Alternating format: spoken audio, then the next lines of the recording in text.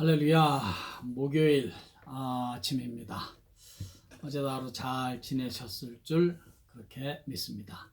그런데 여기가 이렇게 더운데 지금 우리 여러분들 계신데 거기 엄청나게 덥죠? 아휴, 참 이게 참 이상한 게 말이죠. 저는 그 더운 남미에서 오지 않았습니까? 보통 평균이 110도거든요. 더울 때는 뭐 그 이상 뭐 얼마든지 올라가고요. 그렇게 더운 나라에서 왔는데 그러면 이 정도는 이거 거뜬하게 이겨야 되는데 논리적으로 그런데 어떻게 더 더워지는 것 같아요. 더위는 적응이 안 된다는 말을 남미에서 우리 파라과이에 사시는 분들이 가끔 하는 말을 들었는데 그 말이 참 맞는 것 같습니다. 더위는 적응이 안 된다. 어쨌든 간에 더위 속에서 너무 힘들지 않게 좀 몸 건강 조심을 잘 하시기 바랍니다. 기도하겠습니다. 아버지 하나님, 오늘도 저희들에게 예배 드리면서 이 하루를 맞이할 수 있는 이 특권을 누리게 하시니 감사합니다. 성령님이시여 오늘도 저희들에게 말씀하시옵소서. 할문 활짝 여시고 바람같이 불같이 비둘기같이 역사하여 주시사 저희들의 혹 냉랭했던 영혼들이 뜨거워지게 하시고 답답하고 안타까웠던 영혼들이 다시 하나님의 기쁨과 감사로 채워지게 하시고 아버지 하나님의 진리의 말씀으로 십자가의 사랑과 능력으로 다시 저희들의 영혼이 무장되어지는 복된 예배 되게 해 주시옵소서. 시종을 주님께 의탁합니다. 주님 역사해 주시옵소서. 예수님의 귀하신 이름으로 기도하옵나이다. 아멘. 하나님의 말씀은 사도행전 2장 42절 한 절만 읽겠습니다. 2장 42절 시작. 그들이 사도의 가르침을 받아 서로 교제하고 떡을 떼며 오로지 기도하기를 힘쓰니라. 아멘. 어제는 수직적인 코이노니아, 수직적인 교제에 관한 말씀 드렸습니다. 오늘은 계속해서 수평적인 코이노니아에 대한 말씀을 드리려고 합니다. 이미 아시겠지만 수평적인 코이노니아란 교회 안에서 성도들 간의 교제를 의미합니다. 하나님과의 수직적인 교제가 튼튼하게 서 있음과 동시에 성도들 간의 교제가 또한 성숙하고 아름다워야 하는 건 너무 자연스러운 일이라고 생각됩니다. 그렇지 않으니까 그게 문제죠. 그래서 오늘 한번 말씀을 통해서 그런 한번 실질적인 그 영적인 그 의미를 한번 생각해 보려고 합니다. 교회 안에서 성도들 간의 교제가 원만하지 못하다면 그건 하나님과의 이 수직적인 코이노니아, 하나님과의 이 교제의 문제가 있기 때문입니다. 이 말은 하나님과의 코이노니아가 탄탄하고 성숙한 사람은 하나님과의 교제가 참 탄탄하고 성숙한 사람은 성도들 간의 교제에서도 성숙하고 탄탄하고 아름답게 갈 수가 있다는 말이 되겠습니다. 그런데 우리가 꼭 기억해야 하는 것은 이 성도들 간의 수평적인 코이노니아는 저절로 성숙해지고 저절로 아름답게 만들어지는 것이 결코 아니라는 것입니다. 말할 것도 없이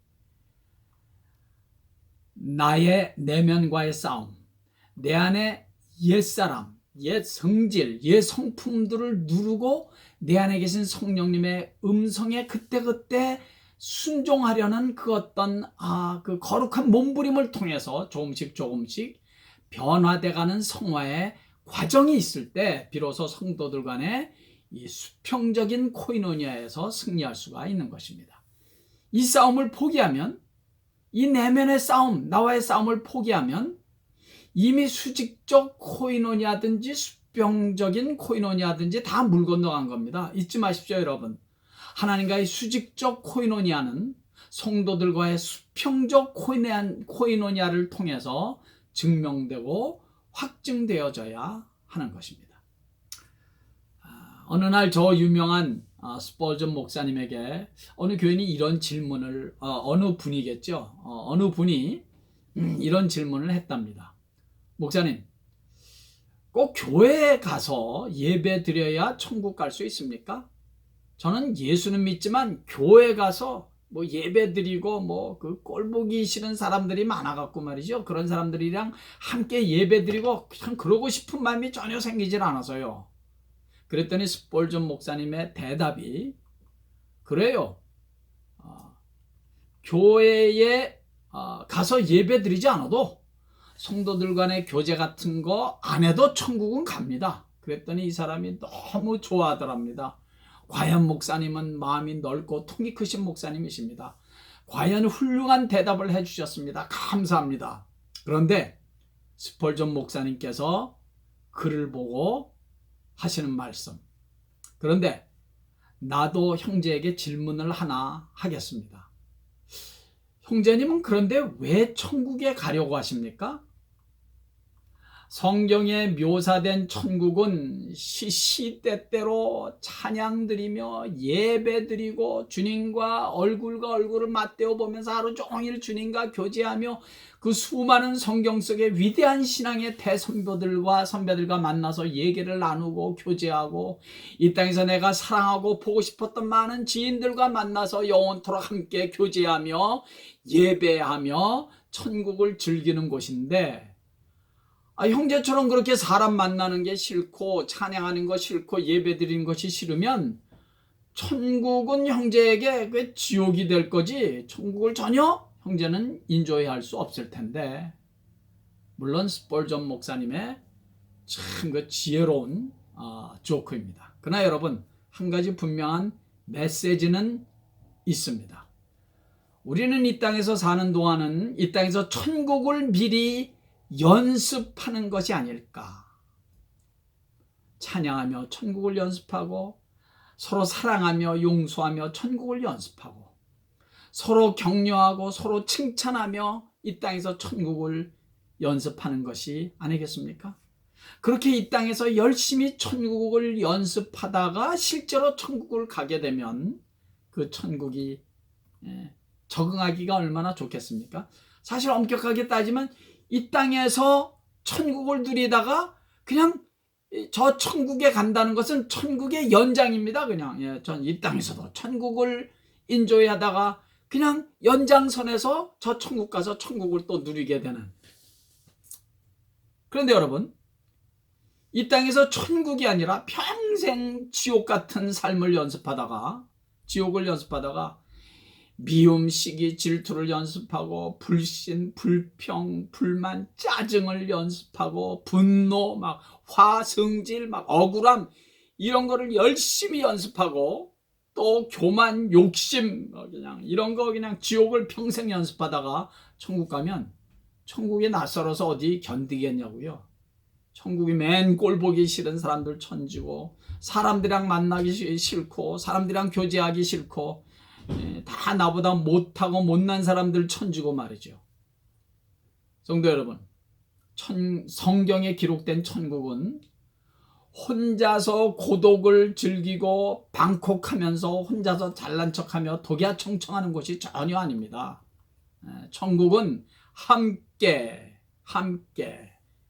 즐기는 곳입니다. 예수님과 함께 내가 이 땅에서 알고 지냈던 모든 성도들과 함께 황금길을 걸으며 함께 천국을 즐기는 것입니다. 천군 천사의 호의를 받으며 천군 천사와 함께 이 지상에서는 결코 들을 수 없는 천국의 최고의 오케스트라와 함께 마음껏 찬양하며 그렇게 말로만 부르던 예수님을 얼굴과 얼굴로 맞대어 보면서 하나님을 예배하면서 함께 천국을 즐기는 곳, 거기가 천국입니다. 천국은 눈물이 없고 질병도 없고 코로나 바이러스 같은 거 이런 난리도 물론 없고 흑백 갈등도 없고 그 어떤 사고도 없고 이혼도 없고 불경기 같은 거 없고 무엇보다도 두 번 다시 죽음이나 사망 같은 거 없는 곳입니다. 그저 영원히 그 영원한 생명, 영생을 인조이하고 또 인조이하고 함께 즐기는 곳입니다. 저는 얼마 전에 아침에 이제 아침에 가끔가다 제 집 뭐 조그만 뒷마당이지만 나가서 심호흡을 합니다. 아침 공기도 좀 이렇게 들이키고 저희 집 뒷마당에서 크게 심호흡을 하는데 최근에 우리 곁을 떠나신 한 장로님이 갑자기 생각이 나더라고요. 그래서 제가 장로님께 물었습니다. 한 장로님, 천국 끝내주게 좋지요? 성도 여러분, 천국은 이루 말로 다 표현하기가 힘든 곳입니다. 사람의 언어로는 표현이 불가능한 곳입니다. 그래서 사도 바울께서 말씀하시지 않았습니까? 고린도 후서 12장 4절 고린도 후서 12장 4절 그가 낙원으로 이끌려가서 말로 표현할 수 없는 말을 들었으니 사람이 가히 이르지 못할 말이로다. 말로 표현이 불가능한 것, 사람이 가히 이르지 못할 말, 그것이 천국의 unexplainable, inexpressible. 사도 바울은 그러니까 천국을 보는 순간 하고 더 이상 할 말을 잃어버린 것입니다. 표현이 안 되니까, 표현을 할 수 없으니까, 그만큼 너무 좋고 찬란하니까. 근데 사실 가끔 이렇게 천국을 갔다 왔다는 분들이 천국은 뭐 이렇고 저렇고 이렇게 많은 그 천국에 관한 그 말들을 많이 하시는데, 성도 여러분, 제 개인적으로는 그래요. 그런 거 너무 좋아하지 마십시오. 천국은 사람의 말로 표현되기가 불가능할 정도로 좋고 찬란한 곳입니다. 뭐 갔다 오셨다니까 제가 할 말은 없습니다만은 그 천국에 대한 많은 묘사들이 뭐 맞는다고 해도 100번 양보해서 저는 듣고 싶지 않습니다. 왜냐하면 마음으로 늘 평소에 기대하고 상상하고 마음으로 늘 그리다가 이 다음에 하나님의 때 천국에 탁 갔을 때 서프라이즈가 되는 거 아니겠습니까? 그 더 놀라울 거 아니겠어요? 익사링하고 말이죠. 훨씬 더 좋지 않을까 저는 그렇게 생각합니다. 뭐 스펄전 목사님 얘기하다가 갑자기 천국 얘기로 갔습니다만 중요한 것은 이 땅에서 우리가 사는 동안 우리는 천국을 좀 연습하자는 것입니다. 이 땅에서도 천국을 연습하면서 천국을 경험하면서 살자는 것입니다. 우리 늘 잘 부르는 찬송가 내 주 예수 모신 곳이 그 어디나 하늘나라 아닙니까? 예. 우리가 예수님 모시고 사니까 내 주 예수 모신 내 삶의 현장이 천국을 경험하면서 천국을 우리가 인조해하면서 살아가는 거, 그것이 우리 성도들의 삶이 되어야 하지 않겠습니까? 천국을 우리는 이 땅에 사는 동안 프랙티스하는 것입니다. 연습하는 것입니다. 함께 together, 함께 성도들과 함께 교인들과 함께 코이노니아 교제를 즐기는 것입니다. 그것이 수평적인 코이노니아입니다. 주님의 몸된 교회와 함께, 그 교회를 통하여 주님께서 맡겨주신 일과 함께 찬양하면서, 함께 예배드리면서, 함께 사랑하고 용서하고 용납하고 격려하고 칭찬하면서 함께 이 땅에서 교회를 통하여 성도들과의 코이노니아를 통해서 천국을 인조해야 하는 것입니다. 그것을 위해서 하나님께서 우리를 만나게 해주셨고 불러주신 것입니다. 그리고 아직까지 이 천국을 소유하지 못한, 구원받지 못한 내 주위의 많은 영혼들에게 이 아름답고 행복한 이 땅 위에서의 성도들 간의 코이노니아를 보여주어야 하고, 저들도 이 영광스러운 주 안에서의 코이노니아, 성도들의 코이노니아에 참여할 수 있도록 저들을 교회로, 주님께로 인도해야 할 사명이 우리들에게 있는 것입니다. 할렐루야. 제가 지금 함께라는 단어를 힘주어 강조하고 있는데요. 이것은 사실 우리 복음의 본질을 말씀드리고자 하기 위해서 의도적으로 제가 하는 말입니다. 왜냐하면 그 복음의 본질이 놀랍게도 코이노니아, 이 교제와 긴밀하게 연관되어 있기 때문입니다. 우리 다 다 동의하다시피 교회 안에는 나와는 하나부터 열까지 다 다른 분들로 구성되어 있습니다. 성격도 다르고 지나온 환경도 다르고 다닌 학교도 다르고 추구하는 것도 다르고 고향도 다르고 이름도 성도 다르고 교회를 다니신 분들은 교단적인 배경도 다 다르고 신앙을 배워온 그런 어떤 그 과정도 다 다르고 하나부터 열까지가 사실 다른 것 천지 아닙니까? 그래서 이따금씩 마찰도 있고 분열도 생기고 심하면 싸우기도 하는 거, 그건 어쩌면 당연한 일인지도 모릅니다. 그러나 그럼에도 불구하고 우리를 하나로 묶어주고 있는 것이 있기 때문에 교회는 늘 소망이 있습니다. 말할 것도 없이 예수. 다른 거 다 달라도 우리가 믿고 찬양하고 예배하는 예수는 다 똑같잖아요. 그 예수 때문에 교회에서 성도들은 하나 돼야 한다. 아니, 엄격하게 말하면 이미 하나 됐습니다. 단지 그 사실을 깨닫지 못하기 때문입니다. 못해서 이렇게 마찰이 좀 생기는 것뿐입니다. 예수님 때문에 우리는 하나 될 수 있다. 그 모든 다름들을 다 극복하고 하나 돼야 한다는 하나님의 메시지가 담겨있는 사건이 하나 있는데 그것이 바로 성찬식인 것입니다. 다 같이 우리 먼저 고린도전서 10장 16절을 읽겠습니다. 다 찾으시기 바랍니다. 고린도전서 10장 16절. 고린도전서 10장 16절. 다 읽으시겠습니다. 시작. 우리가 축복하는 바 축복의 자는 그리스도의 피에 참여함이 아니며 우리가 떼는 떡은 그리스도의 몸에 참여함이 아니냐. 사도 바울은 지금 성찬식 때 나누는 포도즙과 떡을 언급하고 있습니다. 그러니까 성찬식 때 받는 잔은 예수 그리스도께서 십자가에서 흘리신 피를 의미하며 떡은 예수님께서 십자가를 지실 때 찢겨진 몸을 의미하는 것인데 그것을 사도 바울은 그리스도의 피에 참여하고 그리스도의 몸에 참여한다는 표현을 썼습니다. 여기에서 참여한다는 단어에 꼭 주목하십시오. 참여한다. 놀랍게도 참여한다는 단어를 사도 바울은 바로 코이노니아라는 단어를 사용했다는 사실입니다. 그러니까 이런 말입니다. 제가 고린도전서 이제 막 읽었던 10장 16절을 다시 읽겠습니다. 이렇게 되겠죠.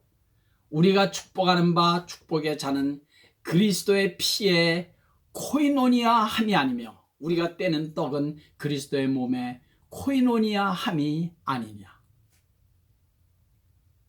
이해하시겠죠? 그러니까 성도 여러분, 교회에서 성도들 간의 교제가 세상의 그 어떤 모임들과는 근본적으로 다른 이유는 바로 그리스도의 피에 참여하고 그리스도의 피에 코이노니아하고 그리스도의 몸에 코이노니아하는 거룩하고 신비스러운 일이라는 것입니다.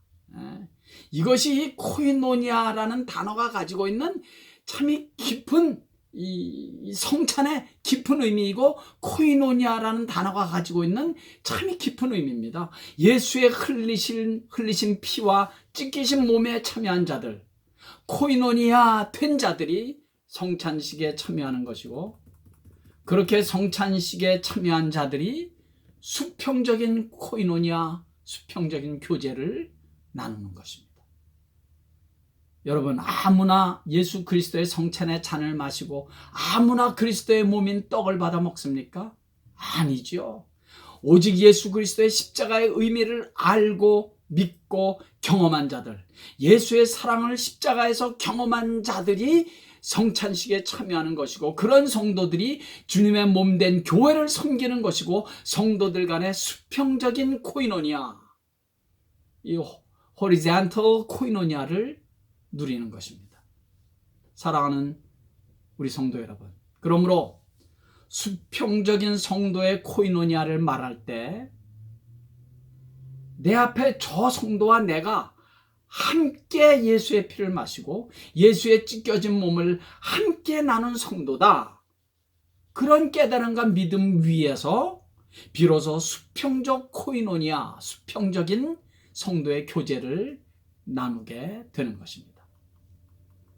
성찬식에서 성탄식의 의미에서 빼놓아서는 안 되는 중요한 핵심 메시지는 연합입니다. 연합. 피의 잔과 몸의 떡을 떼면서 그리스도와 생명적인 연합이 됐다는 것입니다.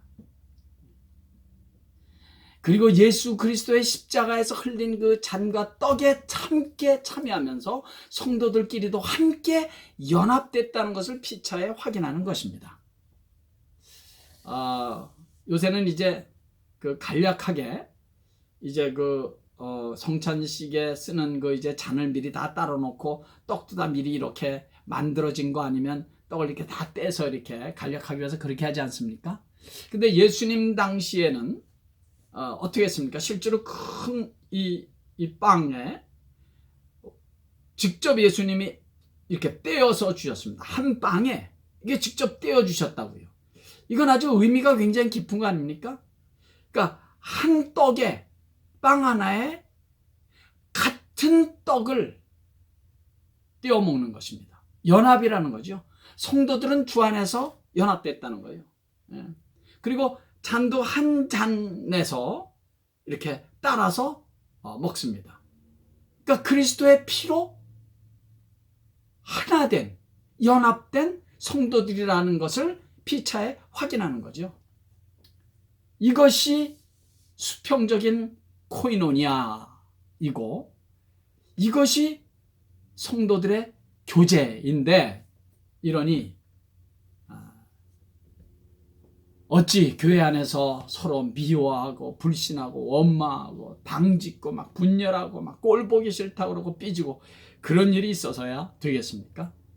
어제도 제가 말씀드렸지만 우리 교회는 지금 이런 일이 없으니까 제가 그냥 당당하게 말씀드리는 거예요. 앞으로 그런 일이 절대로 있어서는 안 된다는 얘기를 하는 것입니다. 함께 예수의 피를 마시고 함께 예수의 몸 떡을 떼는 우리 성도들은 이제까지는 죄와 연합된 삶을 살아왔지만 예수 그리스도를 만난 그 순간부터는 그리스도와 연합된 사람다운 삶을 살아야 하는 책임과 거룩한 삶의 특권을 우리는 갖고 있는 것입니다. 이 모든 진리와 메시지가 사도행전 2장 42절 우리가 이제까지 읽어왔던 서로 교제하고 떡을 떼며 라는 한마디 문장에 다 포함되어 있는 것입니다. 우리 한번 다 같이 한번 따라해 볼까요? 서로 교제하고 떡을 떼며. 서로 교제하고 떡을 뗀다. 간단한 한마디지만 수직적 코이노니아와 수평적 코이노니아를 다 포함한 십자가의 사랑과 진리의 뿌리를 두고 있는 것입니다. 말할 것도 없이 여기에서 좋은 교회와 좋은 교인들이 만들어지는 것이고 예수의 십자가에서 흘린 피로 죄 용서함을 받은 모든 성도들은 다 이 엄청난 축복의 코이노니아의 부름을 받은 사람들이고 이 부름을 받은 사람들, 연합된 주 안에서의 형제 자매라는 사실을 누리는 것, 이것이 수평적인 코이노니아입니다. 남은 평생 이 은혜스러운 교회를 통한 수평적인 코이노니아가 저와 여러분들에게 남은 평생 큰 축복이 되고 감격이 되고 깨달음이 되기를 예수의 이름으로 간절히 축원합니다. 아버지 하나님, 오늘도 이 귀한 말씀이 사랑하는 성도들의 가슴에 깊이 박힌 못이 되어 수직적으로는 하나님과의 코이노니아, 그리고 수평적으로는 성도들 간의 아름다운 코이노니아를 만들어가는 그런 은혜가 남은 평생 저희들에게 차고 넘치게 해 주시옵소서. 이 수평적인 코이노니아, 이것은 다름 아닌 예수 그리스도의 피와 잔에 참여하는 이 거룩하고 신비스러운 주님과의 연합에서 나오는 수평적인 코이노니아라는 사실을 한시도 잊지 말고 이 코이노니아 속에서 아름다운 교회생활, 성숙한 교회생활이 이루어져 나가는 우리 온 성도들 다 되게 해 주시옵소서. 예수님의 귀하신 이름으로 축복하옵고 기도하옵나이다. 아멘. 할렐루야. 감사하고 축복하고 사랑합니다. 한 가지 제가 기도의 제목을 좀 드려야 될 게 있어요. 미국의 이 코로나 바이러스 이것이 빨리 이제 지나가고 온 교회들이 함께 모여서 예배 드릴 수 있는 그런 날이 빨리 오게 되기 위해서 우리 늘 기도하시겠지만 우리 정말 열심히 기도하고 흑백 갈등의 문제를 놓고 우리 그런 일이 더 이상 미국에서 일어나지 않도록 우리 한번 또 열심히 기도 꼭 해주시기를 간절히 바랍니다. 그리고 이거 한 가지 개인적인 광고인데요. 사실 엊그제 어떤 분이 제가 보낸 이메일 링크, 이메일 카톡으로 링크 보낸 게 열리지 않는다는 분이 한 2분 계셨어요. 근데 그것은 어쩌면 제가 제 셀폰이 안 돼서 저희 집사람 거를 어제 같은 경우에는 썼거든요. 그래서 혹시 그것이 갑자기 저희 집사람 거를 바뀌어갖고 그런 일이 있을 수도 있겠다. 그렇게 말씀하시는 분도 계시더라고요. 어쨌든 양해해 주시기를 바라고요. 그렇게 갑자기 이제 그렇게 그 링크가 바뀌니까 사실 받는 분들도 우리 교인들이야 제가 개인적으로 이메일을 보내니까 괜찮은데 또 몇 분, 그저 한 10대 분은 제 그 링크에 들어와서 보시는 분들이 있는데 그런 분들한테는 혹시 안 갈 수도 있습니다. 이 영상을 통해서 이해해 주시면 감사하겠습니다. 할렐루야. 오늘도 승리하시기 바랍니다.